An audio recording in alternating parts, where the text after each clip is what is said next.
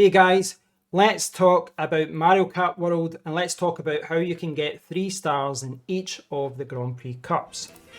Okay, here we have Mario Kart World, and I think what's best to do is just play a few games and I can just give you some personal advice about my experience of getting 3 stars in each of the cups. So we'll start off, we'll go to single player, we'll go to Grand Prix, and I'm sure most of you are aware of this already, but you select a character and then you select a vehicle. Now, when it comes to the characters, just like the very first Mario Kart World, the bigger guys like Bowser and Wario, they can push people around, but that also means that their acceleration isn't great because they're so big. But on the plus side, they have higher top speeds. Whereas you've got the smaller guys like Toad that can be pushed around a little bit, but if they get pushed around, they can get back up to their top speed really quickly because their acceleration is good. And then you've got kind of in the middle characters like Mario and Luigi. And it's kind of a similar story with the bikes in that you have to try all these different combinations, try lots of different characters, try lots of different vehicles. Generally speaking, I've found the bikes are a lot of fun, but if you're doing a lot of skidding, you have to control it a little bit more because you're on a bike, where it's a little bit easier to control, the vehicles with 3 or 4 wheels. So what we've got here is a list of all the cups, and when you first come in here, you'll see 7 cups. You'll see mushroom, flower, star, shell, banana, leaf, and lightning. And then when you get gold in all of those, you will unlock the special cup. And as you can see, there's 4 maps in each of these cups. So there's 32 maps in total, and you will get to know all of them. Now, in my last video, I spoke about Mario Kart World, but I was kind of talking about 100cc, and I was talking about my experience with 100cc. I'll link to that video so you can watch it in full, but what I was talking about is that Mario Kart World has adaptive AI, which is not something I like, because what it means is that they'll punish you for driving better. So if you're playing on 100cc, don't be surprised if you find it harder the better that you play. You'll play the map and you'll get used to it and you'll play better, and then you'll just see more blue shells and more red shells, and the computer will start punishing you. With 100cc, I got 3 stars in each of them by driving like grandma. I wasn't doing skidding, I wasn't doing any kind of, jumping on the rails, I wasn't really even doing the shortcuts or being fancy with the items. I was just driving very plainly, just following the driving line.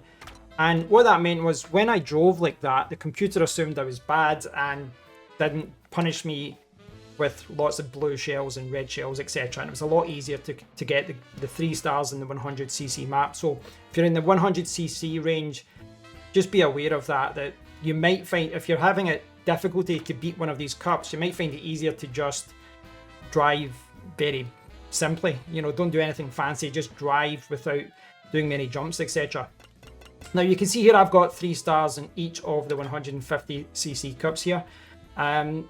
What I quickly discovered was that driving like grandma didn't work with 150cc, which I was actually happy about. I didn't enjoy driving, in a very boring way. It was a lot more fun completing the 150cc cups. So what I did with these ones was I learned the maps, I was skidding a lot, and some of them I did do really well and I got the 3 stars in the first attempt, but most of them it was like 3, 4, 5 attempts and then I got the 3 stars. And what I would say about all of that is that you have to play through these maps a lot of times to get 3 stars, because in order to get 3 stars, you need to get first in each of the maps. So if you look here in the Flower Cup, for example, if I had to get first, second, first, I would get a gold cup, but I'd get like 2 stars. I wouldn't get 3 stars.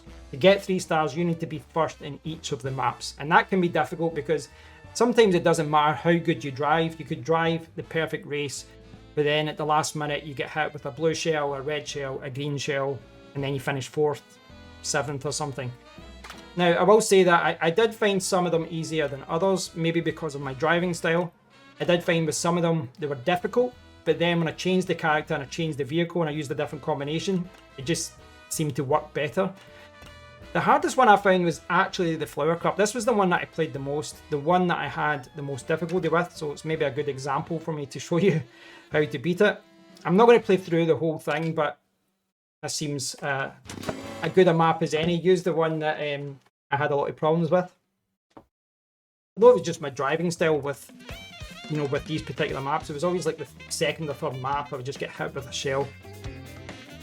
Okay, another tip that comes all the way from the very first Mario Kart is that after 2, hit that accelerator button if you want to go quickly. So, you'll see it just now. 3, 2, accelerator, and away we go. Now, you'll see a lot of people talking about the boost, etc. I've generally found, and you might see me do this the next map, is that if you don't hit that boost, if you're a little bit too slow with it, then it doesn't matter. And even if you go too early and you spin out, it doesn't really matter. And the reason it doesn't matter is because the further you are back in Mario Kart World, you get better items. So it doesn't really matter what happens, you know, because you will just get better items, generally speaking, when you're further at the pack, so you quickly get to the front.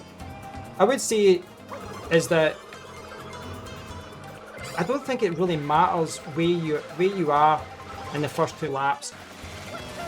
You know, it doesn't matter if you're not first. I think you just have to be kind of close, you know, the top 6 or something, so that when it comes to the final lap, you're in the mix. You know, you're in with a fighting chance.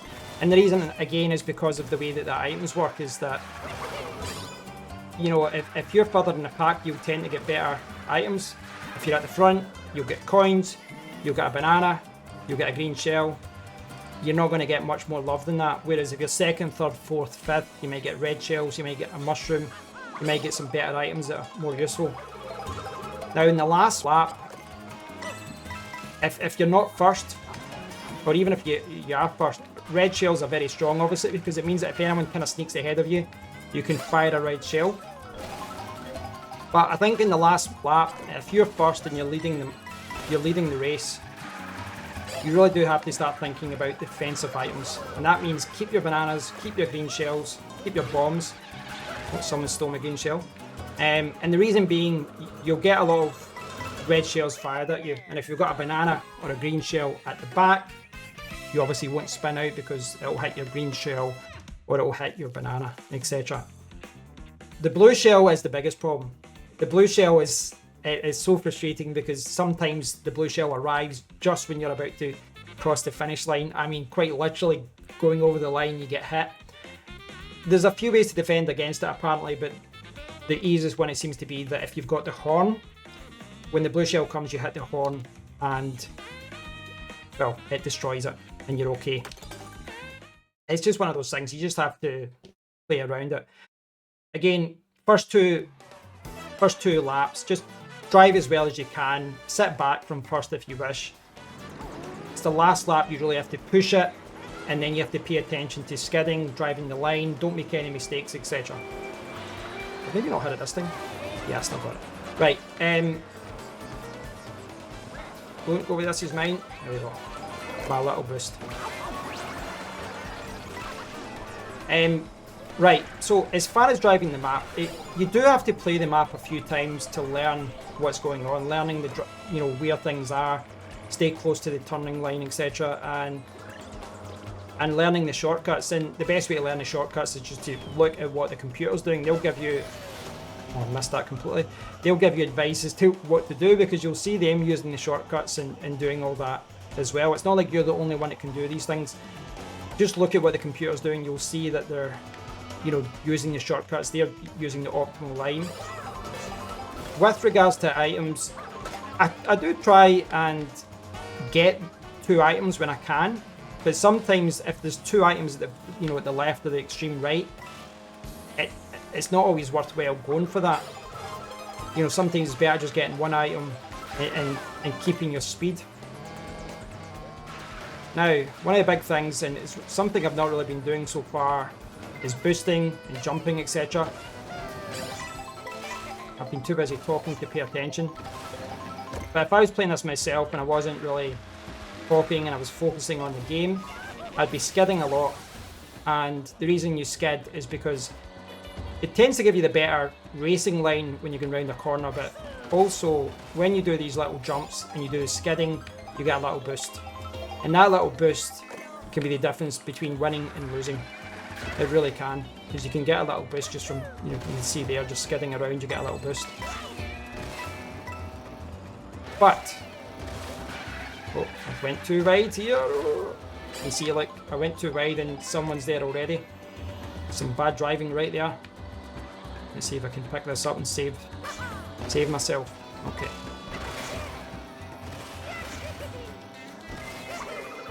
Oh no, I should have kept that green. I've broke my own rule. The red shell coming, I might get hit by it. Right, a wee boost, that's going to help me hopefully get first. So you can see him skidding around. They might have a boost as well. Oh, I'm going to get it. Oh! I will say right there, I did not deserve to win that. I should have lost that. I really should have lost that there. That was very unfair against the computer. But yeah, what I would say with skidding is you do have to skid. It is something you have to do. But you don't have to skid all the time. What I found sometimes is that if you skid and you skid too much and you go too wide with the turning with the skid, someone will come in the inside. So use skidding, use it a lot. But just be aware, you can, certainly with the bikes, you can easily skid too much and then you're leaving space for people to kind of nip in and get ahead of you. And that's where skidding becomes detrimental. You want to skid, but still try and stay close to the line as possible. Now, I probably didn't drive the best there. I'm trying to, talk at the same time, which is a lot harder than it looks sometimes when you're trying to explain things and play the game. But, that's generally what you have to do. Learn the map. Play with different characters and vehicles to get a good combination, and you will find the same combination might not work as well in other maps. There's obviously, there's the circuit ones, and then you've got the sand and the sea, and you will find certain vehicles work better. So just play around with that and learn the map. And learning the map, you have to play the map, and you can do that in a few ways. You can play the Grand Prix, you can do a time trial, or you can do a free roam. Now, what I would say is that when you are struggling to get 3 stars, there is a real tendency. Well, it was for me. I was just too tempted that if I didn't get first in the first map, I would just quit and I would start a game. I'm like, well, I'm not going to win. I'm not going to get 3 stars. Just quit. But I would recommend just doing all 4 maps. And the reason being that if you keep quitting, if you don't get first in the first map or the second map, you don't get to play the third and fourth map, which means that you don't get to learn those maps. You don't get to learn the shortcuts. And the time trial's good and the free roam is good. But like I said, when you're playing against the computer shows you where all those shortcuts are. They show you the racing line and just follow what they're doing. So even if you're not winning, I think there's a lot of value, if you get second or third, etc. Keep playing the cup until the end, even if you know you're not going to get 3 stars, because it will give you more experience with the maps and it will just make you a better driver and you'll know the map inside out. So thanks for watching, guys. I hope you've enjoyed this video. I'm sure there's some other great videos out there telling you how to get 3 stars, but that's kind of my view on it. That's my experience of getting 3 stars on each of the cups. Just drive your best, learn the maps, and just keep at it. And I've got no doubt that if you keep improving your times, make less mistakes, you'll get 3 stars in all of the cups. If you get any questions about any of this, please do post a comment below. As always, if you enjoyed the video, give it a thumbs up, subscribe to the channel, and until next time, take care.